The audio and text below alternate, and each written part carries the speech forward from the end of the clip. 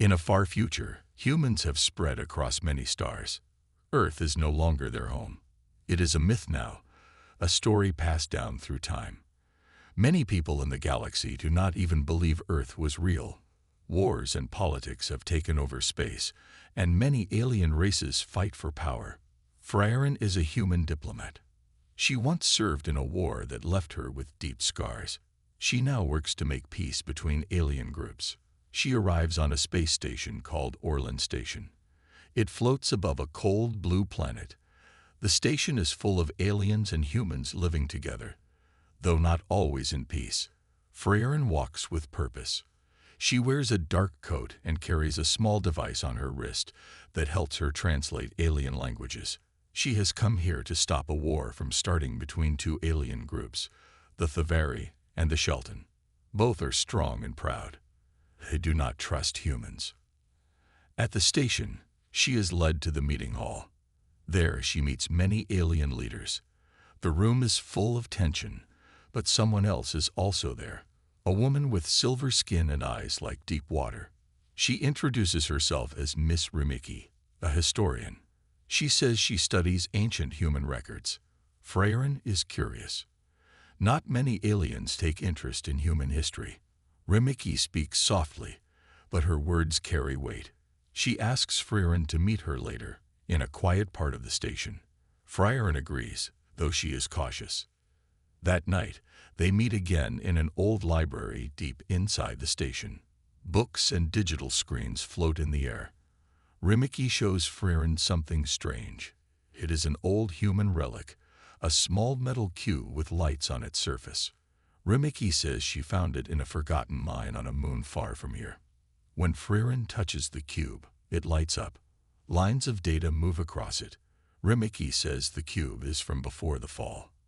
The fall was when humans lost their power and vanished from galactic control. Many believe humans were never strong, but the cube shows something else. Humans once had great power, Rimiki says, but they chose to hide. They erased their past. Frieren is shocked. This is not what she learned in school. She asks Rimiki why she is telling her this. Rimiki says, because the past is waking up again. And you are part of it. Suddenly, the station shakes. An explosion hits one of the outer docks. Alarms ring. Someone is trying to stop them. Rimiki hides the cube and tells Frieren to leave. They separate. The next day, the peace talks break down. The Thavari blame the Shelton for the attack. The Shelton deny it. War seems close. Frieren tries to calm both sides, but they ignore her. She remembers the cue and what Rimiki said. The past is waking up. Frieren sends a secret message to Rimiki. They meet again in a maintenance tunnel. Rimiki gives her a data chip. It holds records of old human worlds that no one remembers. This is only the beginning, Rimiki says. Your people left behind more than ruins. Frieren takes the chip. She now knows that peace is not the only mission. The truth about human history is hidden, and someone does not want it found. As she looks out of a station window into the stars, she wonders, what did humans really lose?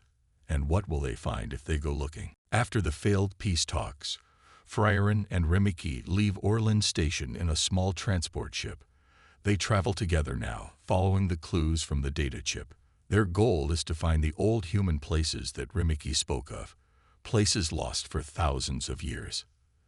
They fly through quiet star systems and empty space. No one follows them yet, but Frieren feels a strange pressure, like something is watching. Rimiki stays calm. She spends most of her time reading the data chip and comparing it with maps from the old days. Their first stop is a cold asteroid field. Rimiki believes an ancient human ship crashed there long ago. They find it hidden under layers of ice and rock. The ship is large and broken. Parts of it still glow with soft blue light.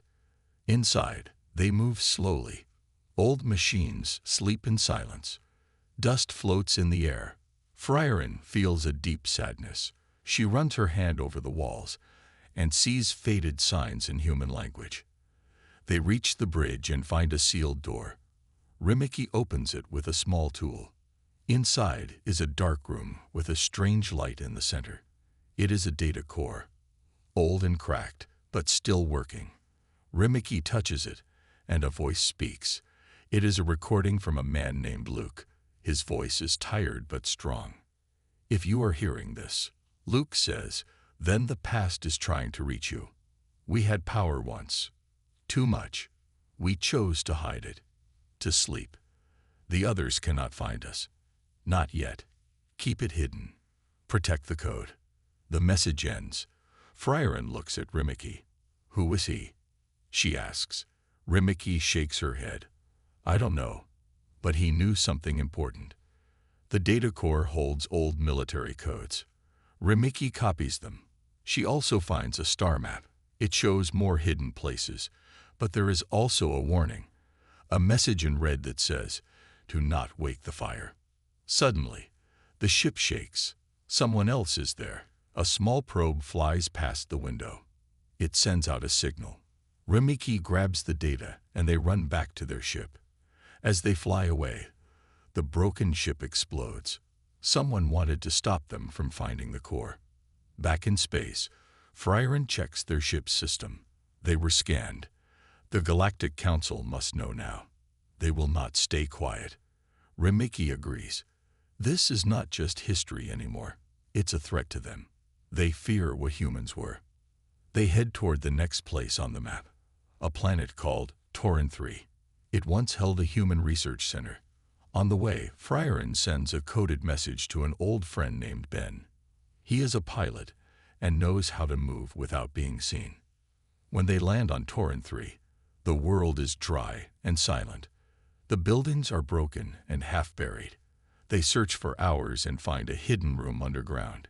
Inside is a lab, filled with machines and glass tubes. Rimiki finds another relic. This one shows old reports about human energy weapons. They had the power to change wars, Rimiki says, but they never used it fully. Maybe they were afraid. As they leave, Frieren feels a new thought growing inside her. Maybe humans chose to lose. Maybe it was the only way to stop something worse. They return to the ship. Ben answers Frieren's message. He will meet them soon.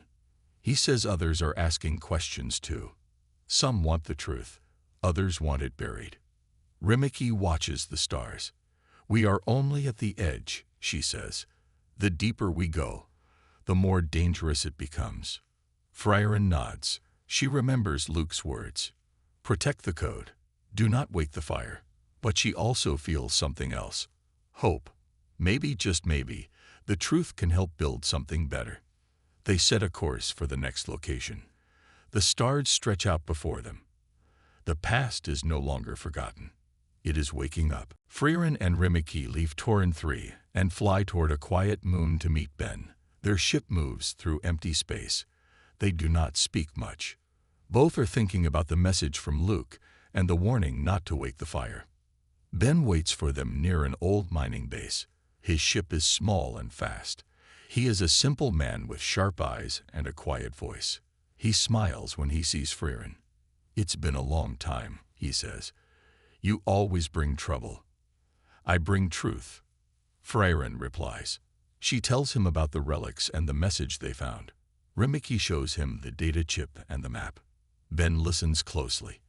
When they finish, he nods slowly. "Others are watching now," he says. "The Galactic Council knows you're digging too deep. They sent someone." "Who?" Frieren asks. "Her name is Clara," Ben says. "She's good, very good, and she follows orders." They all know what that means. If Clara finds them, she will try to stop them. They leave the moon together. Ben flies his ship next to theirs. He shares hidden routes only smugglers use. Rimiki spends time studying more files from the data chip. She finds a strange message written in old human code. It speaks of a hidden signal, one that only humans can hear. "If we send this signal," Rimiki says, "someone might answer. Maybe others like Frieren. Maybe old allies." Frieren is unsure. What if the wrong people hear it? "They already know," Ben says. We might as well call our friends too. They send the signal. It moves across space like a whisper.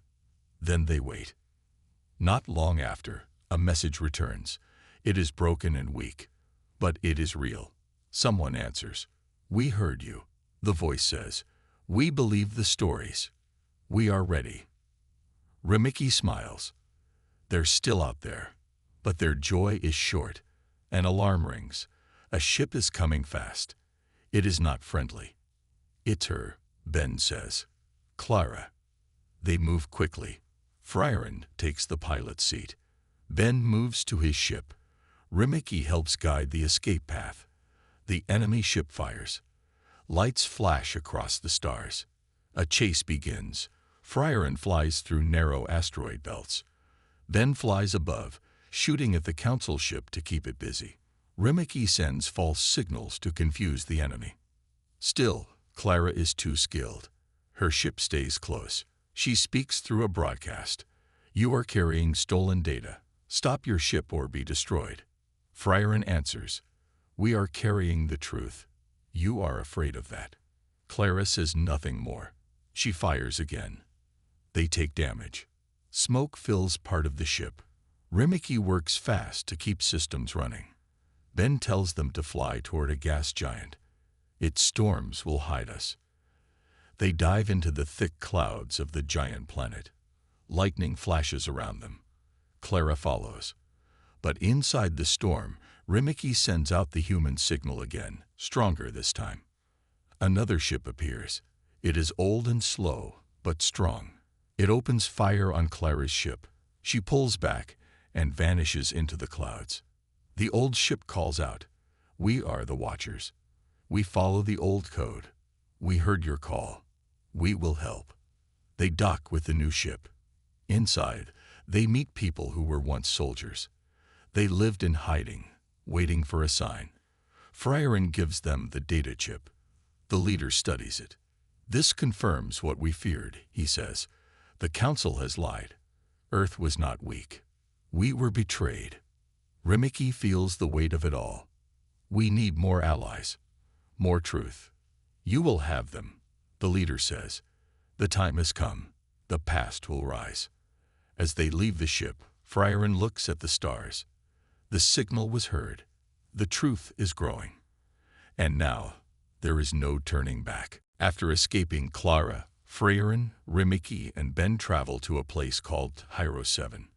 It is a mining world, dusty and full of machines. Most people here work hard for little pay. No one pays attention to visitors.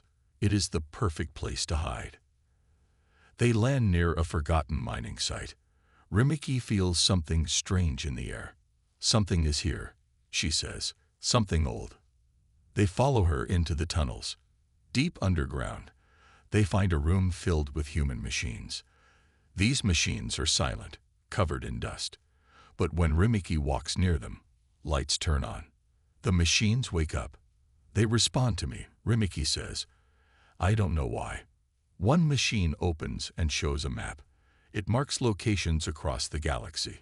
All were once human colonies. Some are now gone.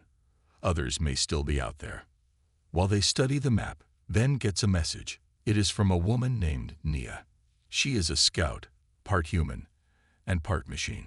She has been collecting lost human tech for years. She heard the signal Frieren sent and wants to help.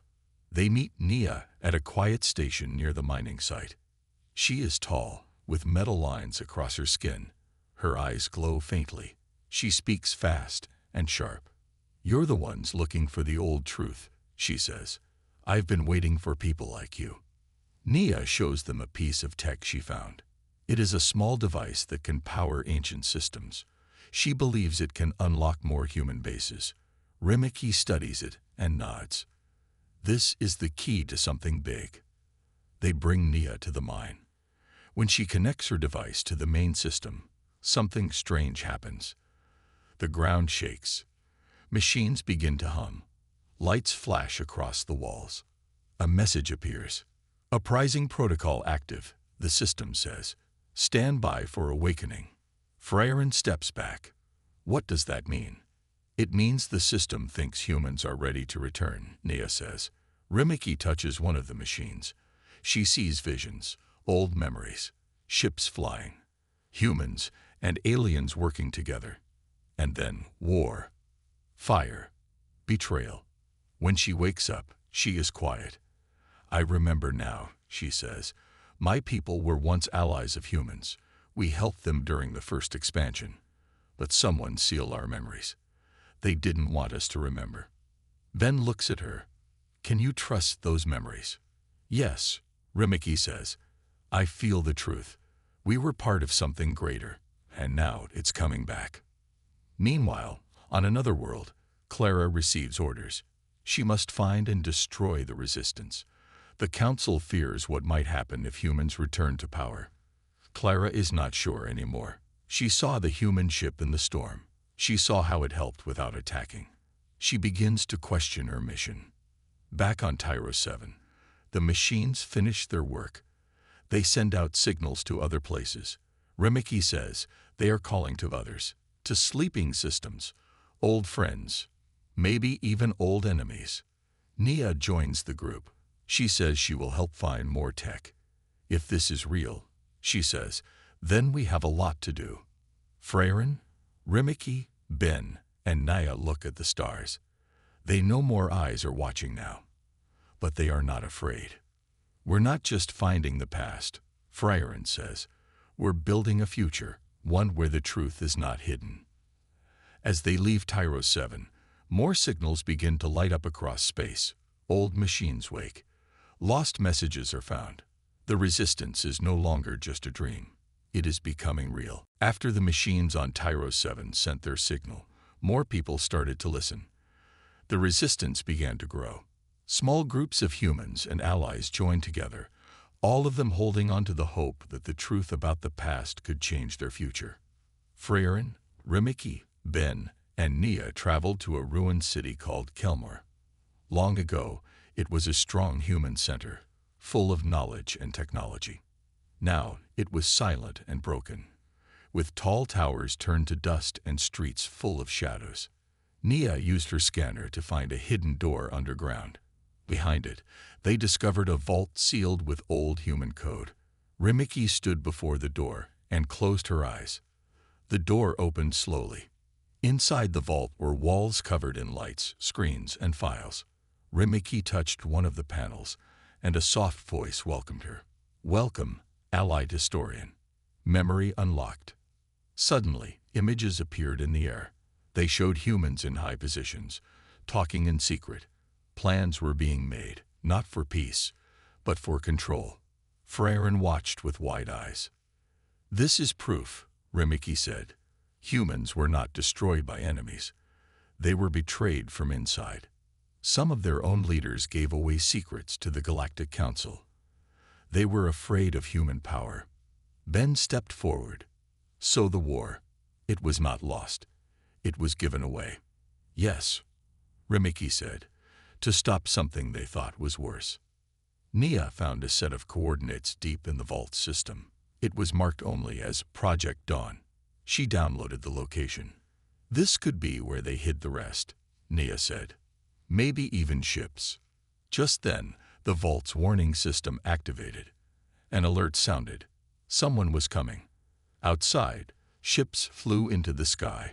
It was Clara and her team. They found us, Ben said. Frieren looked at the others. We're not leaving without the data. They took what they could and ran through old service tunnels. Above ground, Clara landed with a full team. She ordered her soldiers to find the fugitives, but something inside her had changed. She remembered what she saw in the storm, and she remembered the way Frieren spoke. Inside the tunnels, the group made it to a small hangar. Their ship was still safe. They took off quickly, flying low through the broken city. Clara's team followed, but she gave no order to fire. They have something important, she said quietly. Let them go. Her second-in-command looked at her. That's against orders. I know, Clara replied, but she said no more. In space, Frieren and the others looked back. They expected to be attacked, but no shots came. That's strange, Nia said. They had the chance. Maybe someone's beginning to doubt, Frieren said. Rimiki checked the new data. The coordinates pointed to a dead star system far away. This is where we go next, she said. Ben nodded. We'll need to move fast. The council won't wait long. Frieren looked out the window. Stars passed by slowly. We're closer to the truth now. The lie is breaking. Nia tightened her gloves. If there really is a hidden fleet, and we can find it, we might have a real chance. Rimiki looked serious. But awakening old weapons comes with danger. We must be careful. Power is not always the answer. We'll use it to protect, not to rule, Frieren said. We've already seen what happens when power is used with fear. They all agreed. Whatever they found next, they would face it together. As their ship jumped to the next system, the light of Kelmer faded behind them. In that broken city, the truth had finally been seen. And ahead, the past waited once more, ready to rise. The ship carrying Frieren, Rimiki, Ben, and Nea flew toward the dying star. The light from the star was weak and red. It was cold and quiet in that part of space. Nothing had moved there for many years. The coordinates from Kelmer brought them to a strange place. They found large metal objects floating near the star. As they came closer, they saw what they were. Ships, many of them. Old human warships, sleeping in silence. This must be the hidden fleet, Nia said. They'd been here all this time. Rimiki looked at the massive ships. They're waiting. But they are not just machines. These ships are alive. They have minds. Ben flew the ship closer to the largest one. It had a name on its side, almost hidden by dust and age. The name was Dawnbreaker. They landed on the Dawnbreaker and entered through a service hatch. Inside, it was dark. Broken lights flickered. Wires hung from the walls. They moved slowly through the halls until they reached the control center. Rimiki placed her hand on the panel. The ship's systems came to life. Lights turned on. A voice spoke. Identify yourself. We are from the last colonies, Frieren said. We came to awaken you. Human ideals must be confirmed, the voice replied. This fleet was hidden to protect the future. Only those who hold to the true path may lead it. What is the true path? Nia asked. Unity, peace, courage without fear, strength with mercy. Frieren took out recordings and reports from the resistance. She showed videos of human colonies still alive, working together, helping each other. She showed how the council had lied, how truth was hidden. We don't want war, Frieren said, but we must defend what is left of us. We must protect the truth. The voice was quiet for a moment. Then it said, I am Lara. I am the Eye Commander of this fleet. I see your proof. I see your heart. We will help. But unity is required. We will not fight for chaos. We understand, Rimiki said. We want to bring people together, not destroy them. Slowly, the other ships began to light up. One by one, their systems activated. They turned to face the stars, ready to fly again. This fleet can change everything, Ben said, but only if we use it right. Meanwhile, on a space station near the edge of Council space, Clara watched the reports. She saw the same signals Frieren had sent. She saw the signs of a fleet awakening. Her orders were clear: destroy all signs of rebellion. But Clara was tired of lies.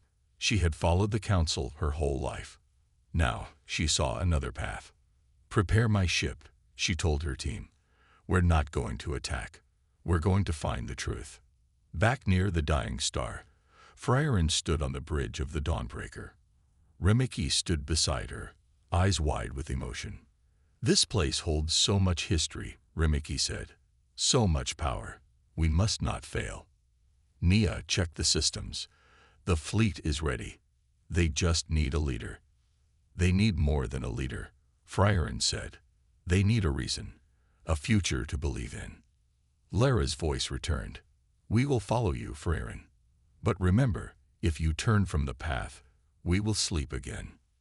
Then stay awake, Frieren said, because we are not turning back. The ships began to move.